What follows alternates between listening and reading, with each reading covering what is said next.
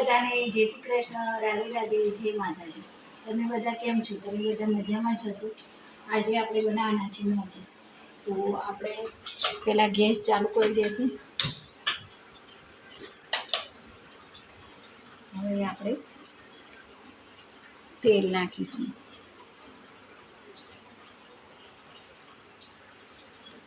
એક પડી જેટલું તેલ લઈ લઈશું। પછી આપણે એમાં નાખીશું ડુંગળી નાખીશું। આ 2 ડુંગળી આપણે લીધી છે।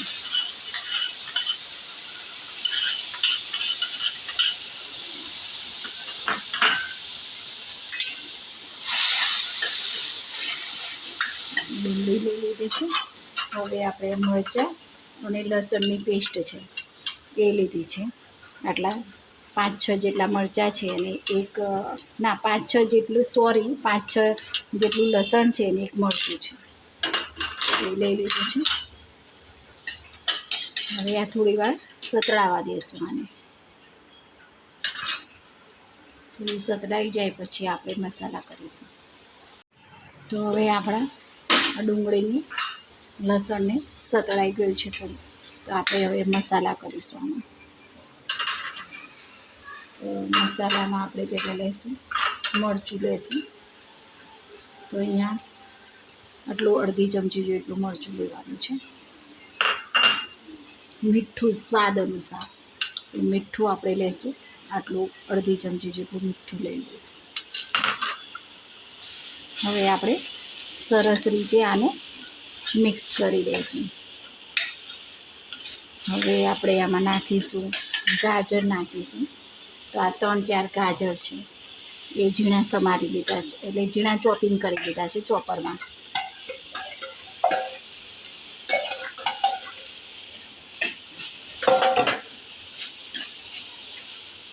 હવે આ કોબીજ છે એ પણ ચોપરમાં ચોપિંગ કરી દીધી છે।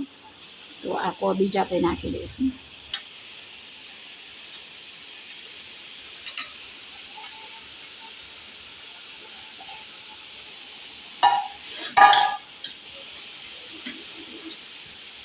હવે આને બરાબર મિક્સ કરી દઈશું।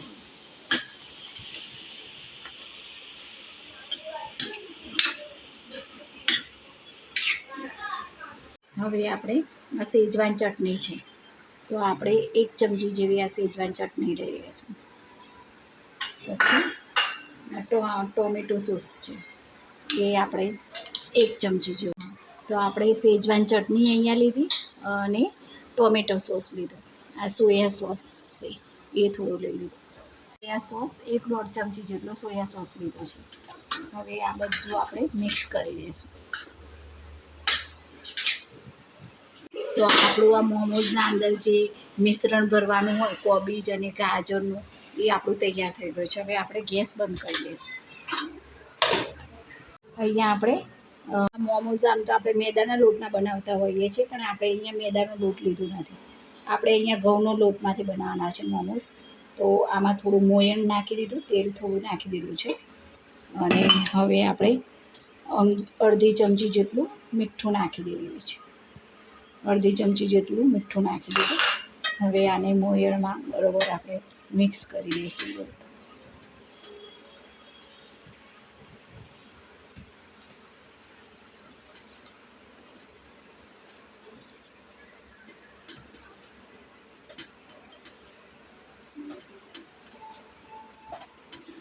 હવે આપણે લોટ બાંધી દઈશું।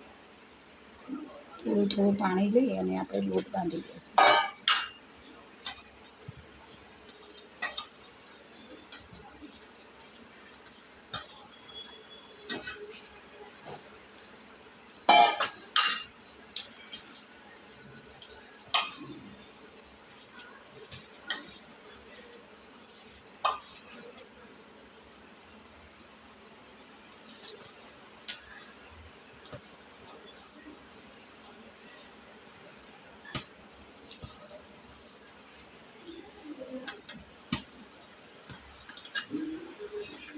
મીડિયમ સાઇઝનો પરોઠાનો જેવો લોટ બાંધીએ એવો બાંધી દીધો છે। આ ઘઉંનો લોટ છે, ઘઉંના લોટના મોમોઝ બનાવવાનું છે। તો આપણે હવે થોડું અને 10 મિનિટ માટે રેસ્ટ કરવા મૂકીશું આપણે. ચેડવીને તો આ લોટ આપણો બંધાઈને તૈયાર થઈ ગયો. હવે આપણે ગેસ ચાલુ કરી દઈશું અને આપણે અહીંયા 6 જેવા મરચાં છે, 5-6 કરી લસણની છે અને ટામેટાં 4 છે. એ આપણે પાણીમાં બાફવા માટે મૂકી દઈશું. અને ચટણી બનાવવાની છે અને મોમોઝની સ્પેશિયલ આ રીતે ચટણી હોય છે તો જ મોમોઝ ખાવાની મજા પડે છે. તો આ ચટણી બનાવવા માટે આપણે બાફવા માટે મૂકી દીધી. આપણે આ લોટ બાંધી એટલું રેસ્ટ આપી દીધું અને હવે આપણે આનામાંથી રોટલી નાની બનાવી દઈશું. નાની રોટલી બનાવીને એના અંદર આપણે આ જે મિશ્રણ બનાવેલું છે કોબીજ અને ગાજરનું એ આપણે મૂકી દઈશું એમાં. ઘઉંના લોટમાંથી જ બનાવીએ છીએ. આમ તો મેદાના લોટમાંથી બનતા હોય છે પણ થોડા હેલ્ધી બને એના માટે. બસ આ રોટલી આપણી બની ગઈ. હવે આપણે આના અંદર મિશ્રણ ભરી દઈશું. તો આ મિશ્રણ છે એ આપણે આમાં ભરી દઈશું.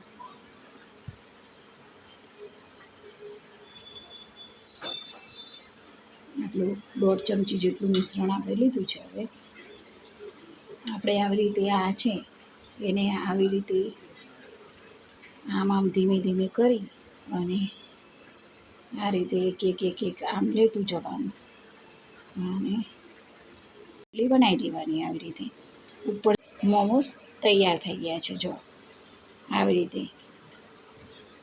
રીતે ભરી દીધી ફિલિંગ અને પછી આપણે બાફા મૂકી દેવા. ગરમ કરવા મૂકી દીધું છે આપણે બાફાના છે એટલે.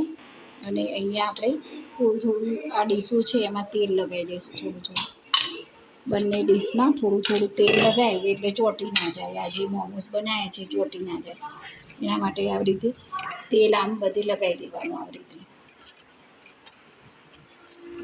ઓઇલ બધે સ્પ્રેડ કરી દેવાનું. આવી રીતે આ ઓઇલ આ બધે તેલ આપણે આ બધે લગાવી દીધું આવી રીતે ચોંટી ના જાય.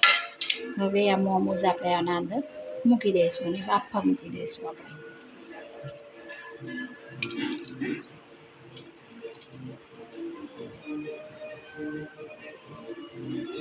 આવી રીતે અને હવે આપણે આમાં બાફા મૂકી દઈશું.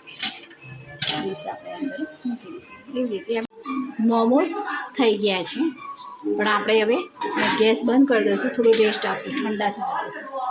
કેટલું નાખવાનું? 4 ટામેટાં અને મરચાંને જે લીધા હતા એ આપણે મિક્સરમાં આપણે ક્રશ કરવાના છે. ચટણી બનાવવાની છે તે કાઢી લીધા છે. હવે આપણે ચાટ મસાલો નાખીશું. 1 ચમચી જેવું, આટલી નાની ચમચી 1 ચમચી ચાટ મસાલો લીધો છે. ચાટ મસાલો છે જ એટલે વધારે મીઠું લેવાની જરૂર છે નહીં. તો આપણે 5 ચમચી જેવું મીઠું લીધું છે. હવે આપણે આ મિક્સરમાં ગ્રાઇન્ડ કરી દઈશું. અને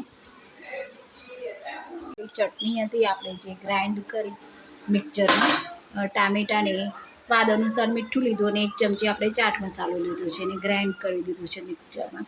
હવે આપણે આને ગરમ થવા દઈશું. ગરમ થઈ જશે એટલે આપણે બંધ કરી દઈશું અને આપણો મોમોઝ પણ ચટણી તૈયાર થઈ ગઈ છે. જો આવી રાખવાની છે, બહુ પાણી જેવી નથી રાખવાની, આવી ઘટ ચટણી રાખવાની છે. આ મોમોઝની ચટણી આપણી તૈયાર થઈ ગઈ. તો આપણા આ ઘઉંના લોટમાંથી આપણે મોમોઝ બનાવ્યા છે.